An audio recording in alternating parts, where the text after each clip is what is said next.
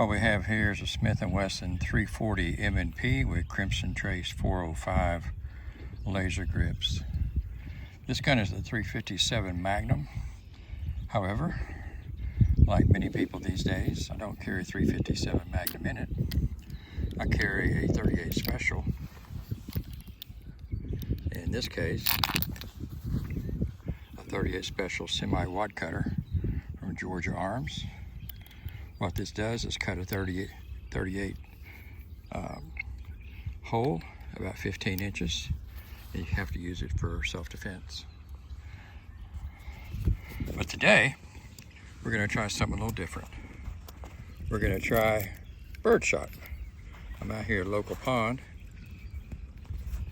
It'd be helpful if I could keep the camera still and on target.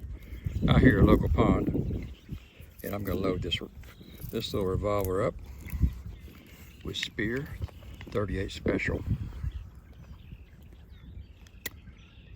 And as we know, a revolver cylinder on a Smith & Wesson revolves counterclockwise.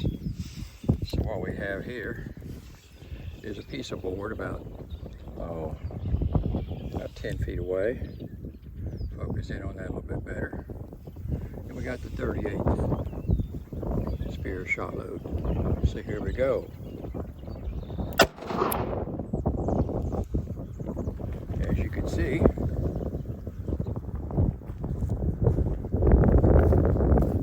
puts a pretty good little pattern on the board.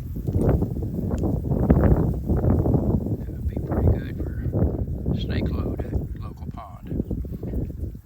Smith & Wesson 340 M&P Spear 38 Special shot load.